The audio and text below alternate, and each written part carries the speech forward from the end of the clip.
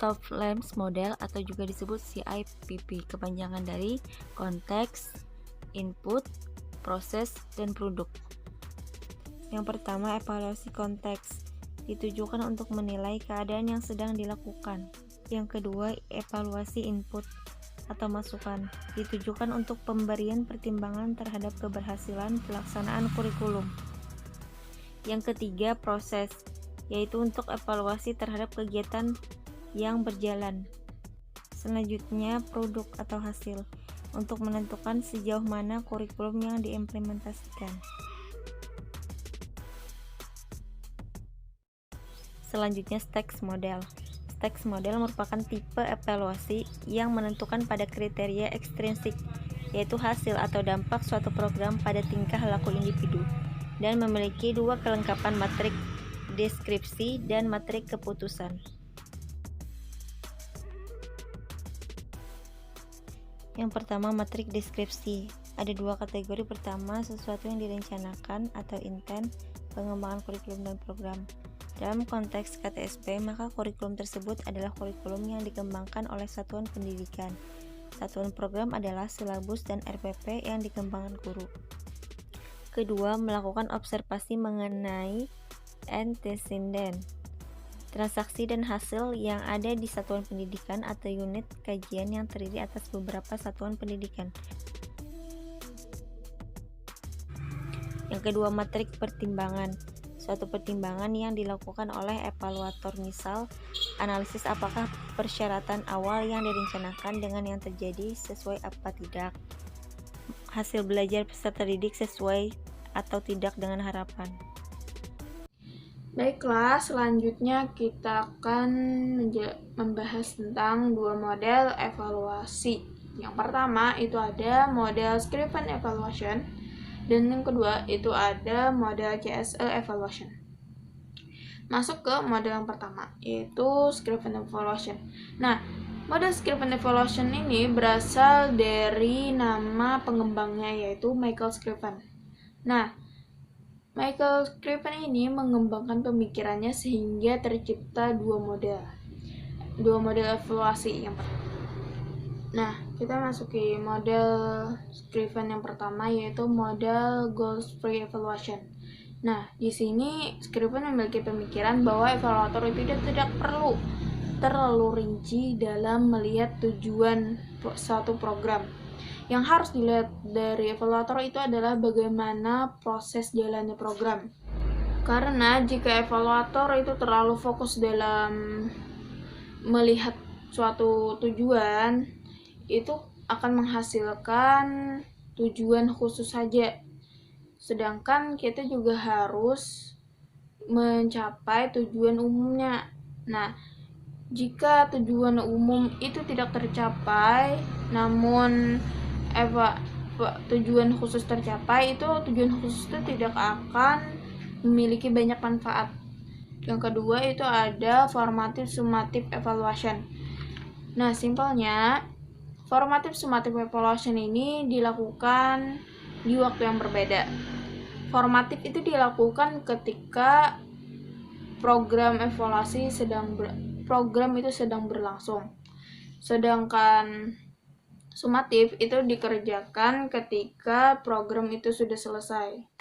Masuk ke model yang kedua, yaitu model CSE Evaluation. Nah, CSE ini memiliki kepanjangan, yaitu Center for Study of Evaluation.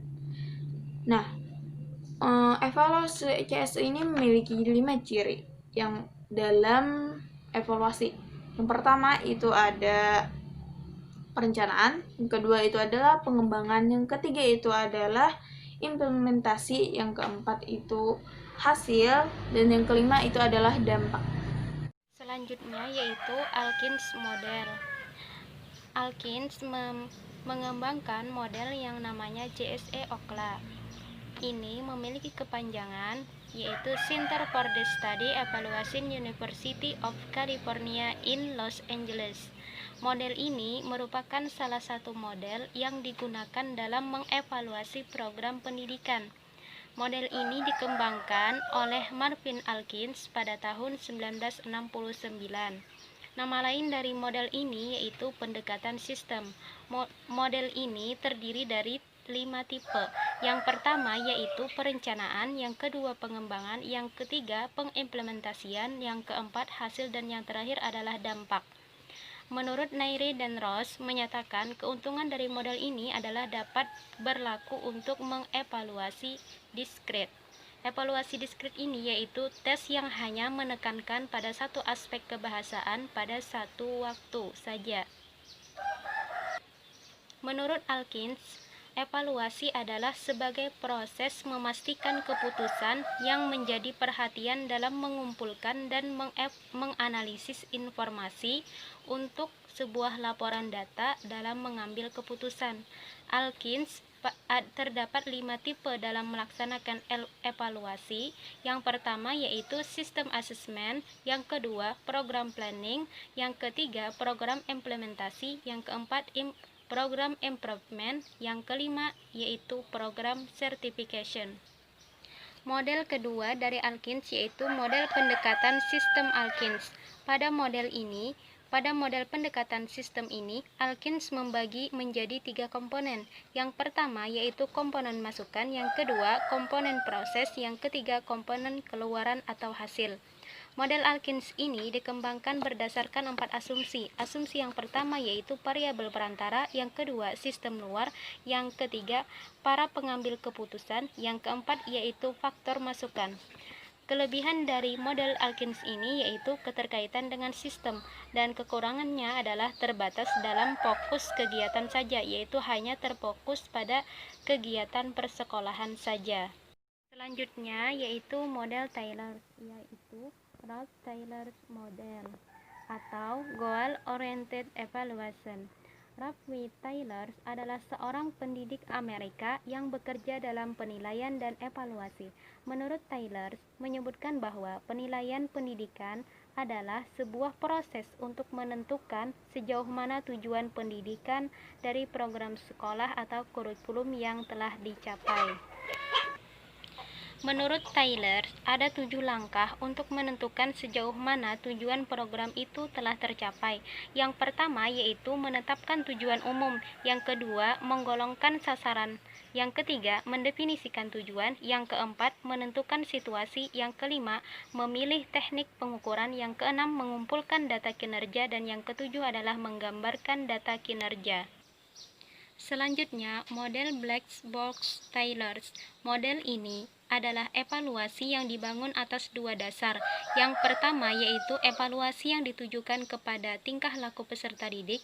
Yang kedua yaitu evaluasi yang harus dilakukan pada tingkah laku awal. Prosedur pelaksanaannya. Yang pertama, menentukan tujuan kurikulum yang akan dievaluasi. Yang kedua, menentukan situasi. Dan yang ketiga yaitu menentukan alat evaluasi. Yang terakhir, model Malcolm's Proposed Models. Proposed Discrepancy Evaluation Model. Model ini dikembangkan oleh Malcolm Propose pada tahun 1961. Model ini adalah suatu keadaan antara yang diharapkan dalam rencana dengan yang dihasilkan dalam pelaksanaan program. Tahapan pelaksanaannya yang pertama yaitu penyusunan desain, yang kedua tahap penetapan kelengkapan program, yang ketiga tahap proses, yang keempat pengukuran, dan yang kelima perbaikan.